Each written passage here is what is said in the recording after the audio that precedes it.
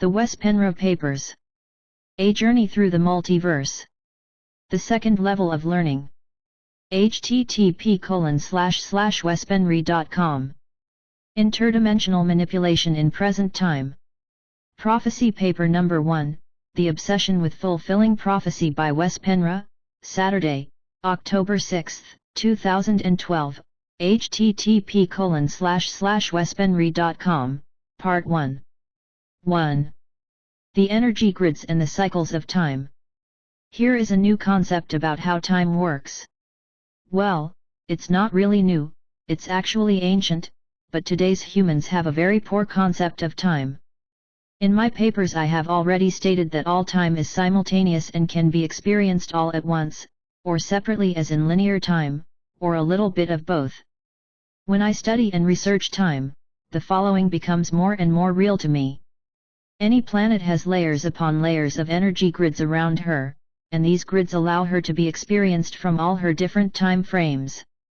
Because of these various grids/layers of time, we feel isolated here on Earth, trapped on a planet with no first-hand understanding of the universe outside our atmosphere, unless you're an astronaut, but even they have a very vague concept of the universe.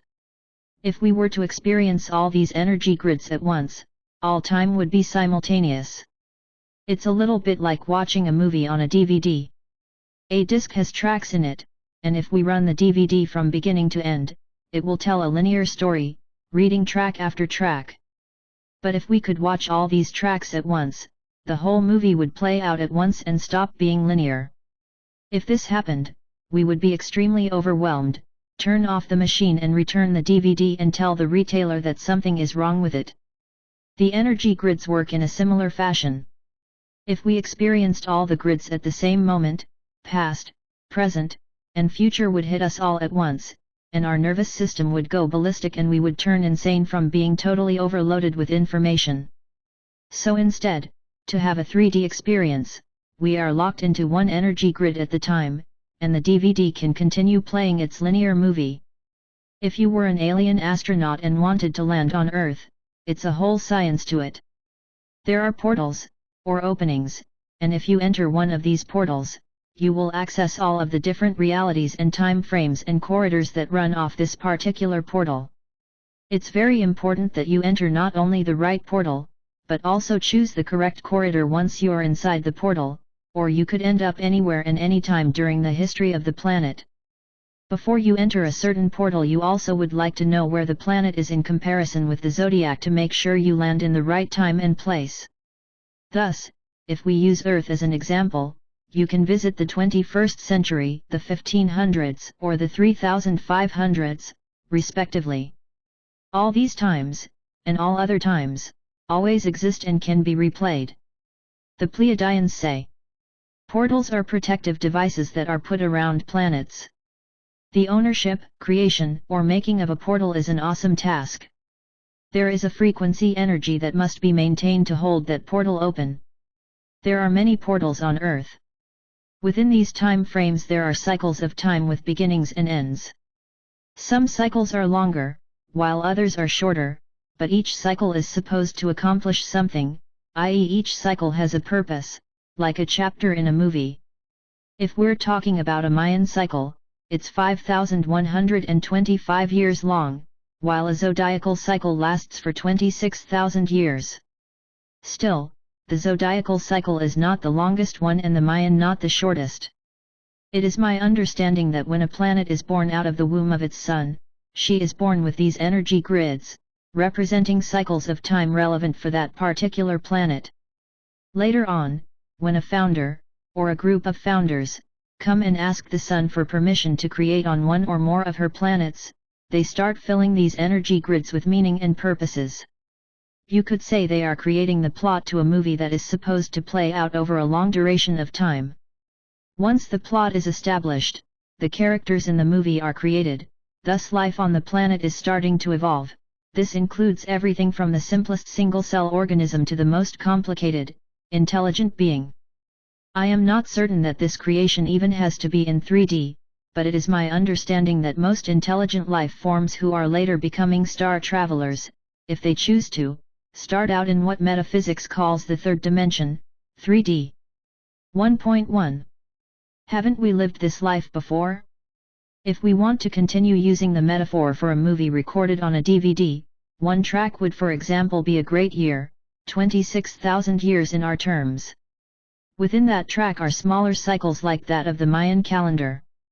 The founders, when they create the movie, program every cycle to have a meaningful beginning and end, as a part of a bigger plot, which is a part of an even bigger plot. When they think they have decided how to do this and everything is programmed into the energy grids, they are satisfied and leave the planet to play out the script, still watching it from a distance, from other dimensions, to see if their creation was fruitful.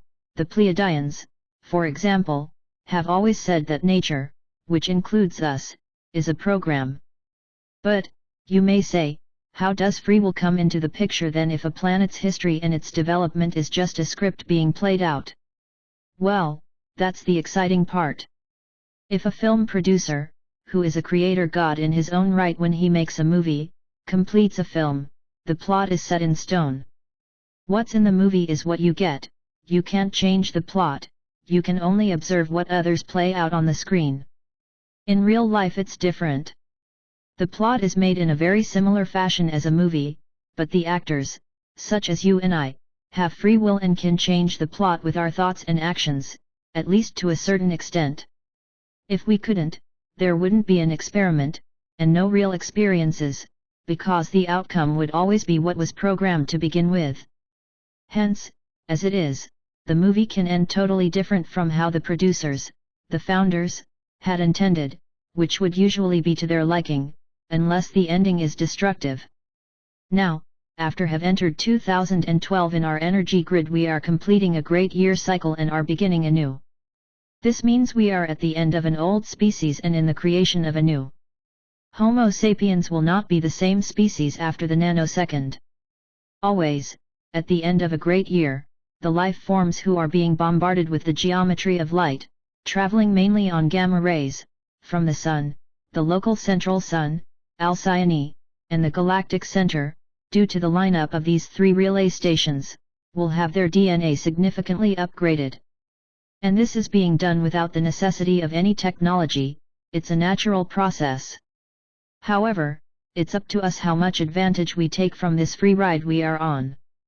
Either way, we are moving from being Homo sapiens, or Homo sapiens sapiens, to becoming Homo nova, the new human. This means we are becoming much more multidimensional and can perceive things along the lines of time. The purpose of this particular end time was the great healing along the lines of time. Linear time is collapsing, and our past and future are trying to merge with our constant present. It's up to us how much we let it, and how much fear will steer our personal destiny. A person who is terrified over what is happening to them and can't cope with the changes they are facing, inside themselves and from outside events, will not make it. The failure will be on a gradient scale, from remaining in a state of extreme anxiety, to committing suicide. In fact, all that's happening to us is, like I said, a natural process, and nothing to fear. When things get overwhelming, we need to slow down and create a stable datum, meaning we pick out something from the confusion, it doesn't matter what it is, and start working on that. Then we take the next thing and the next thing and so on, one thing at the time, and after a while we'll notice that we are not so overwhelmed anymore, but in fact feel better than we did before we got overwhelmed. It is the state of doing nothing that keeps us in confusion. When we are resolving such major issues which we are dealing with, sometimes causing a person to become overwhelmed, and trigger their worst anxieties, they are healing their timelines, our energy grids. And this is exactly what we need to do in order to become multi-D. What is popping up in front of us, sometimes as huge problems, is exactly what we need to confront, because if we do, we are not only solving the problem in present time, but across the timelines. Now, there's only one major problem, of course, you may say, isn't there always? Normally, in a standard 3D situation on a standard 3D world, where evolution takes its time and moves forward, it takes the time it takes, but when the species has played their script until the end, everybody is free to move on, empowered and armed with a very useful and beneficial experience in the realm of matter. Now they can start exploring the universe and all the dimensions, and unite with other star beings and star races out there who are excited to get to know the new race which has graduated and now has the experience needed to become galactic citizens. All is well, and those who want to can then eventually start creating their own script and start seeding their own worlds with some help from the goddess. So, what's the problem, then? Well, when the founders create within all these energy grids, which are like the tracks on a DVD, they have to lock in each track, or grid, so that the 3D beings who are evolving won't experience the chaos that would be the consequence if they had access to all the grids at once. Their biological neurology in 3D wouldn't allow it. So it's normal to lock in the beings on a dense world of matter to protect them, like a quarantine of sorts. Then, at the end of a cycle, a code was programmed within their DNA in the creation stage, and this code works like a key which automatically unlocks the next energy grid, the next track on the DVD, so the soul group can start a new cycle. The problem with us is that we were unfortunate enough to encounter the Syrian overlords. One of the major thing they did to us was to lock us into one single grid and throw away the key. What does that mean? It means that we are living in a time loop. We are reliving a DVD track over and over again. At the end of a cycle, we're supposed to move on to the next, but the way the Syrians did it was not to give us access to the continuing grid, which would have led to the stars, making us into gods, just like them. Consequently, we have access to this particular grid we are currently experiencing, from beginning to end, and all the grids before that, but none of those which are supposed to follow after that, while optimally, if we weren't under the control of this oppressive star race, we would have reached the stars ages ago. I am not even sure how many times we have re-experienced the same energy grid. It could have been twice, it could have been 10 times, or it could have been a lot more. Each time we rewind the DVD and start all over, we change the plot to some degree because of our individual thoughts and actions, but the basic of the plot remains the same. This is also where the recycling of souls and the amnesia implants come into play. They don't want us to realize that we live the same thing over and over again, because then we may get the idea, God forbid, that we want to break loose and peek into the future instead of the past, and perhaps one day reach the stars. Here we also have the secret to what the RA material calls the harvest. At the end of each cycle, a certain amount of people have woken up to the fact that they are trapped and decide to do something about it. These are the ones who move on to higher dimensions, or densities, as it's often called in metaphysics. Those who are still asleep will continue living the time loop until it's their turn to wake up. However, and this is important, I strongly suggest you don't let any outside star race come and beam you up or help relocating you with spaceships or otherwise. This process of waking up is on your own merit, and you can do it all by yourself, and you're meant to. There are star beings who, by channeling their information, are telling you the truth about the harvest, but add the following little insignificant thing, as a twist to it. They say that they are the ones who will help out in the process and guide the enlightened ones so they end up in the right place.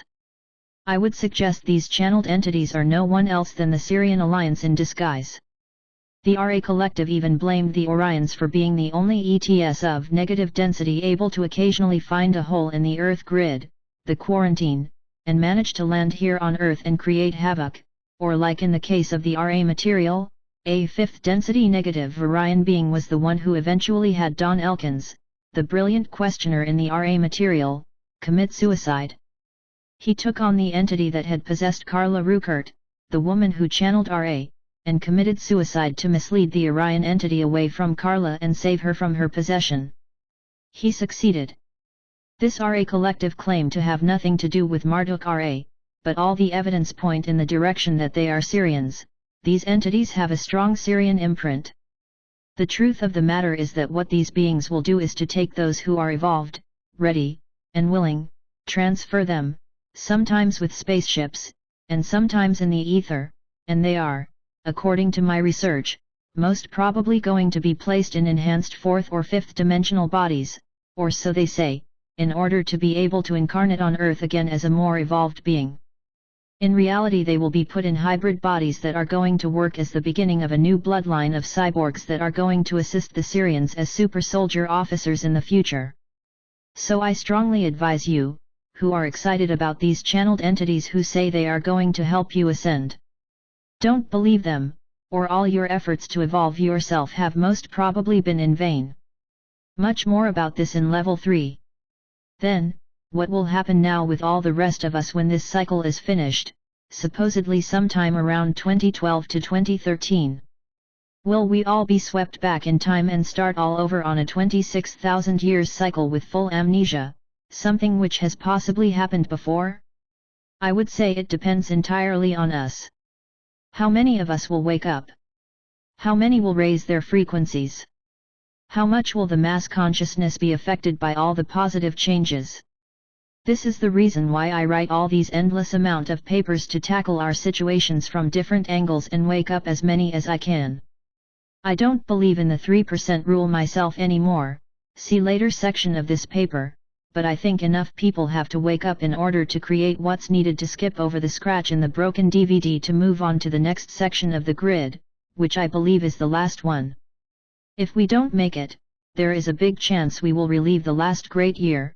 The Pleiadians even tell us that if we don't make it, we will not get another chance in another million years, albeit, I am not sure if they mean this literally or figuratively. From what I have learned, the difference between previous cycles is that this time we have a tremendous amount of help. Many star races think it's crucial that we make it this time. Not only for our own sake, but for theirs, and for the sake of our planet.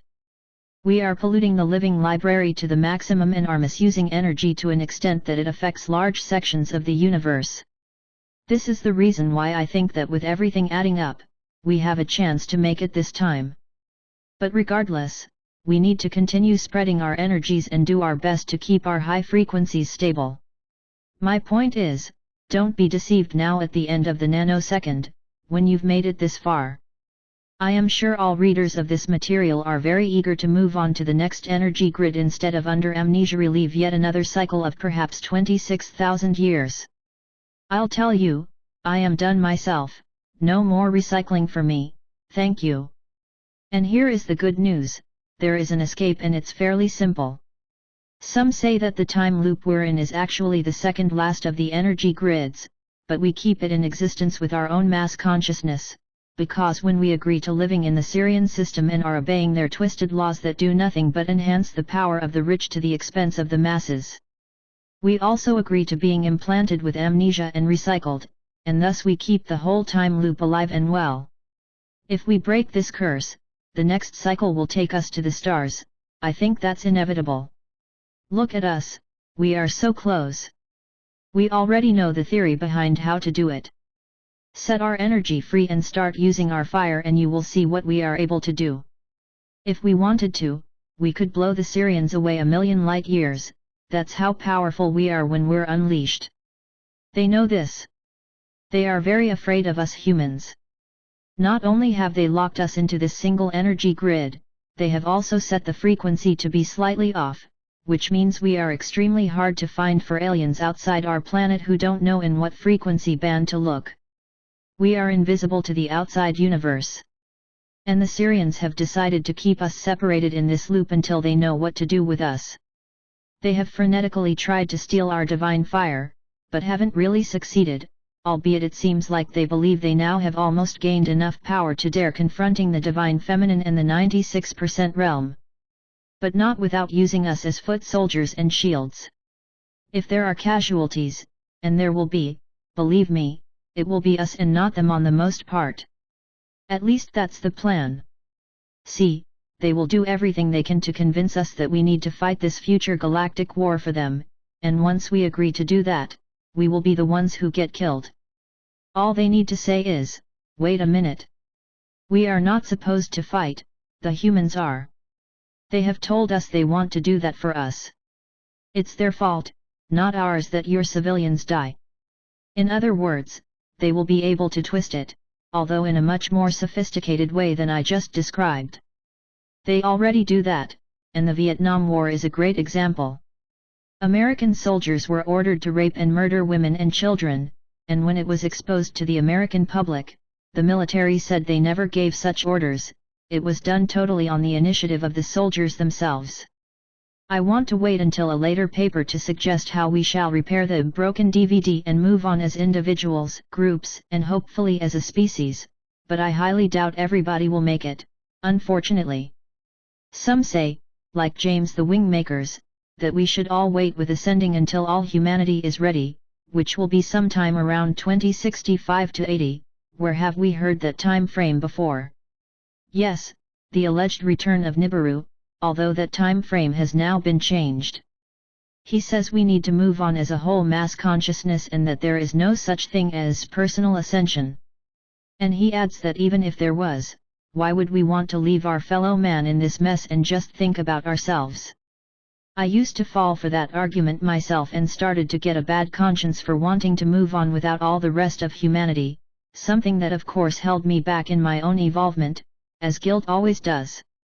Now I understand that this is just another trap to keep those who are ready still trapped, so we can't escape.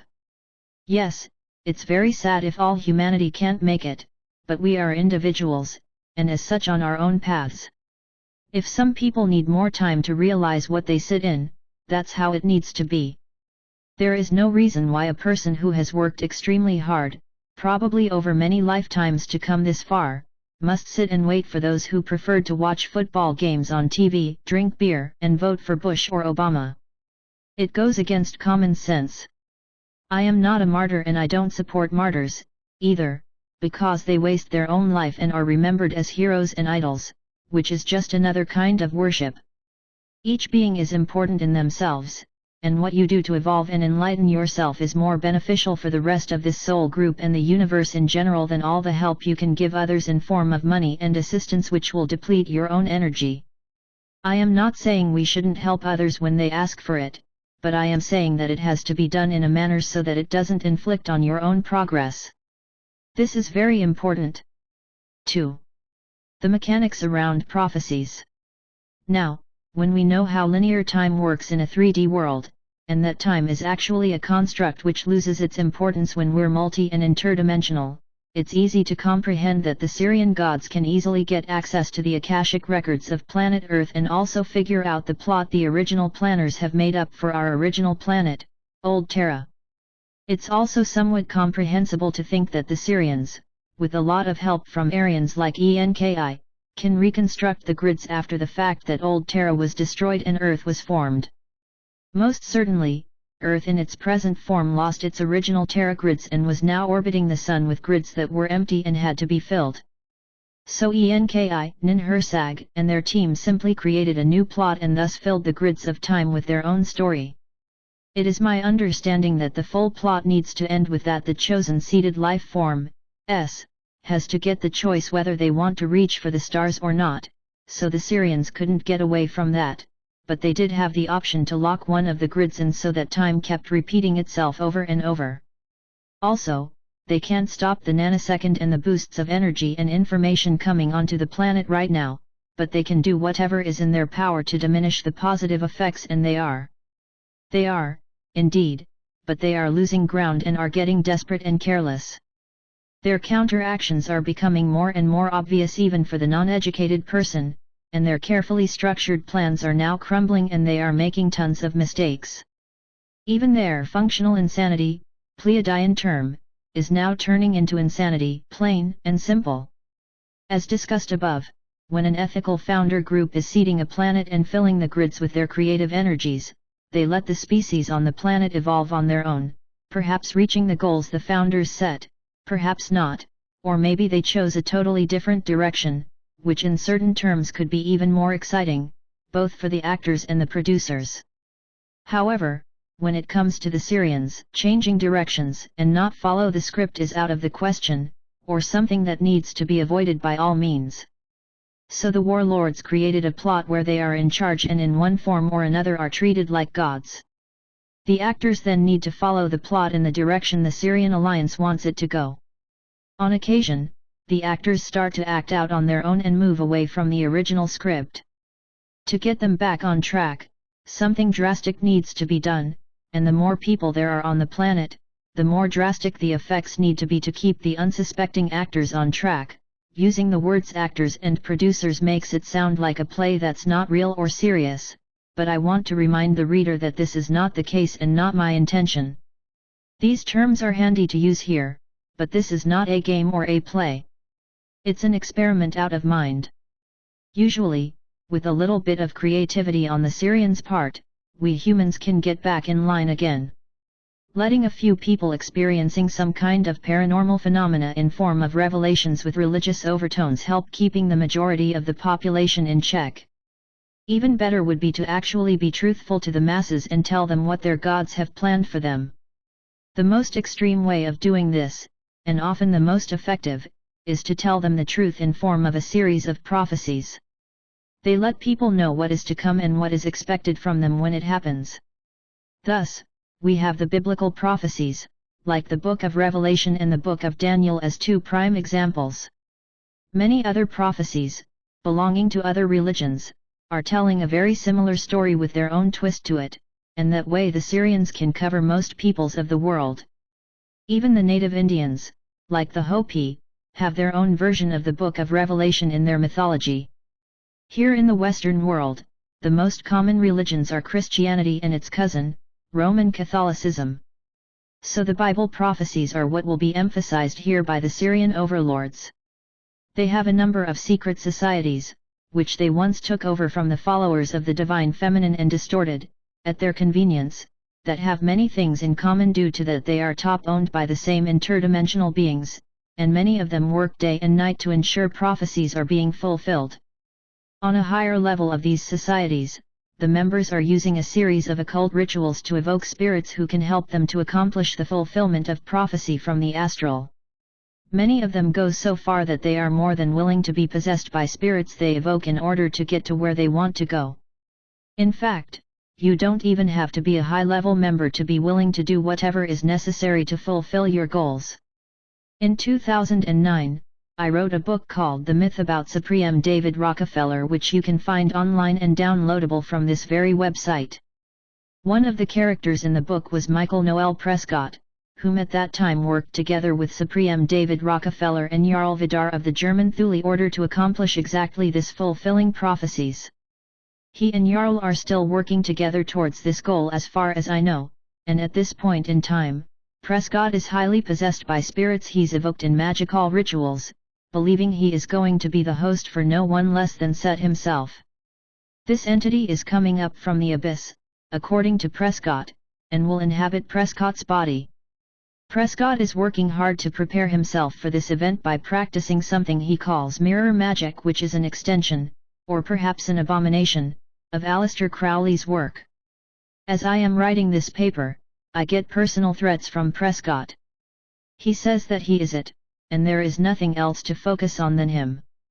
Thus, all my papers are a waste.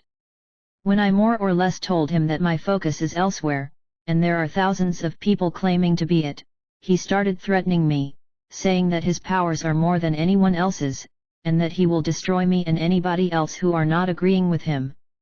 Even the ETS have to lay down before him, he claims. Then he disappeared from Facebook. So, we have all those nice guys out there, interpreting the prophecies in their own way, doing what they can to spread fear around them. Of course, being strictly patriarchal, they also abuse women to achieve their goals, using their powers, being the vampires they are. As we can see, this whole thing is very complicated, where beings like Aleister Crowley and L. Ron Hubbard, Crowley's self-proclaimed successor, play a big role in paving the road for what's to come. Scientology, with its OT levels, seem to have as their purpose to extract fires from the person's light body/avatar, thus depleting the Scientologist from his/her real power, and instead have them go exterior, leave their physical body, which is an end phenomenon in most Scientology processes, and the goal is to have the Thetan, the avatar, exterior from the physical body with full perceptions as a regular everyday state of beingness. What I can see is that by following Scientology commands and so-called auditing, counseling, often done with an emitter, the body Thetans, fires, are told to depart from the avatar, and the avatar is now operating away from the physical body instead of inside of it, which it should be to keep the bio-mind grounded, and the fires can be replaced with entities. In other words, the Scientologist gets possessed, while the Syrians, in the astral, collect the fires that leave the Scientologists during sessions. And Scientology is an expanding movement, supposedly with millions of members around the world. What a feast for the Syrian overlords! I was a Scientologist myself in the mid-80s to early 90s, and I am very happy that I was able to get out of there. And honestly, it took me years afterwards to become normal again. It was probably the hardest work I've done on myself in my entire life. But I believe I came out of it as a whole person again, and if there were entity possession involved in my case as well, I feel I got rid of it. Still, as strange as it may sound, I needed the whole Scientology experience, because unwittingly on their part, it taught me a lot about myself and others, and how the mind works, and prepared me for my real work, which was still to be accomplished way in the future. However, this is nothing I wish upon anybody else, unless they really feel it's their path in this lifetime. Just like Prescott, there are people around the globe who really believe they are born for one single reason, to become hosts for extraterrestrials and demons of one sort or another. And from my own research, I believe they are right. The thing is that many, if not most, of them think they are doing this for a good cause in their own twisted ways. And like I've mentioned many times, people like Jarl Vidar of the Thule Order embraces everything and everybody who seem to have anything to do with prophecy whatsoever. His philosophy is that it doesn't matter if the people he is connecting with are evil or good, that's beside the point.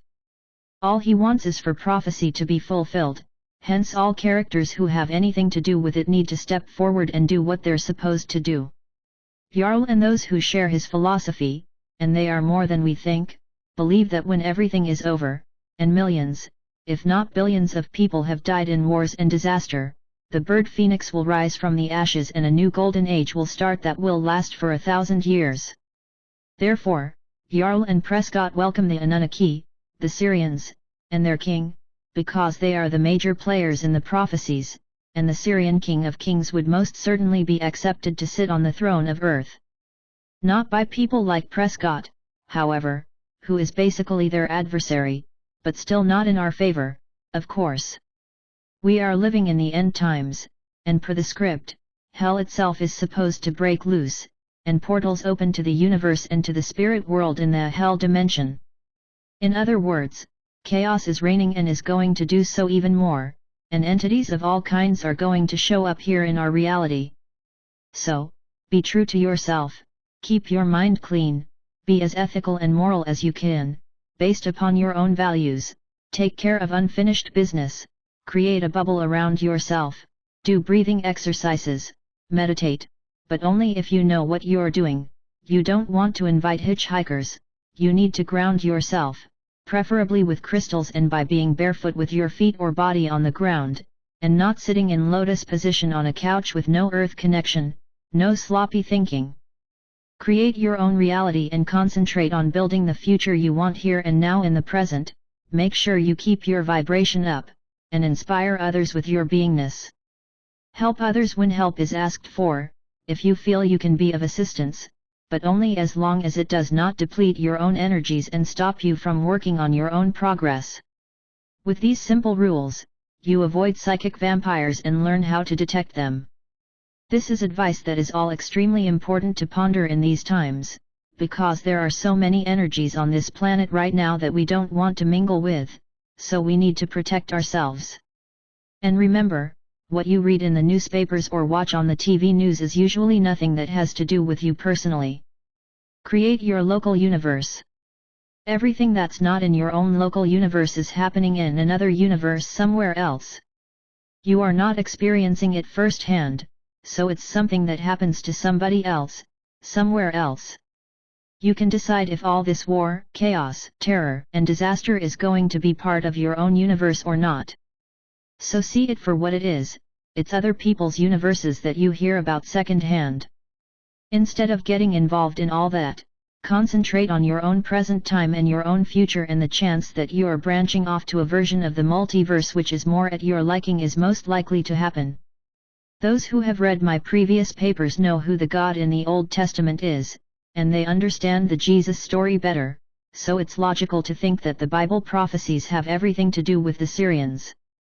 In fact, it's most evident. This means that the second coming will also have to do with the Syrians, of course. We discussed the prophecies a lot in Level I, but there is more to say about them, and a few more things I feel I have to add. Nowhere in the Bible does it state that the tribulation, the Battle of Armageddon, the rapture, and the second coming are events that are going to happen around 2012. In fact, there have been times in the past when people have thought that now the prophecies are going to play out, and nothing happened, so why am I talking about 2012? After all, if this date is going to be mentioned at all, wouldn't it be in connection to the alignment with the galactic center and the Mayan calendar, and possibly also with the wave of the supernova? Yes, and especially as the return of the gods was supposed to happen about 50 years in the future, according to the Syrians themselves, and to AR of LPGC. Then, suddenly, I get this urgent message that things have changed. A.AM.E has been spotted in the infrared spectrum, 10 from Earth, coming in from the south, figure 1 to 4. A.AM.E/Nibiru's position on October 17, 2011, was approximate 1 AU from Earth, but more exactly 93 million miles and an extra 17,000 to 18.000 miles more, according to LPGC. See PDF file, Extraordinary Times, an epoch in which humankind grows up, from LPGC, and Geometry of Actionable Choice Making by A.R. Borden, which can be downloaded here, or found in the e-books section of this website. It's helpful to read this essay in order to understand the LPGC version of what is happening right now, and the supernova wave could also be imminent, creating a great disaster on our planet, so they say. Both these events were confirmed by LPGC, and this means, according to them, that we have two major problems to face. Still, A.AM.E is the immediate, major threat, they say. However, we are going to look into this a little bit more in detail in a few minutes, and this is the reason why it's helpful to read the essays. I am currently resting my case regarding the validity of these essays, but will follow the procedures, sessions, that are currently in the making, with great interest. The readers will be informed as of any significant outcome or revelations. In the meantime, the Syrians are continuing to barter with humanity, giving us technology they need and we think we need. Video and computer games are getting more and more sophisticated and violent, and the devices are getting smaller and smaller, until big PCs like the desktop I'm writing from now will be obsolete. What parents don't understand is that the virtual reality that the kids are getting hooked on is just a miniature of the virtual reality we ourselves live in, but is just as real. Kids are leaving their bodies and disappear into the games and become part of the scenario. This is an excellent way for the Syrians to come in, as the kids are creating portals for interdimensional entities to enter. Like I've hinted at before, the real invasion will not be physical but will happen in the nano world. And they are possessing our kids through technology, and their parents allow them. Maybe the reader can see the pattern now. It is done so brilliantly that the Syrians, if they are ever confronted with what they have done, can say, "We didn't do it. We just provided the technology. The humans did it to themselves."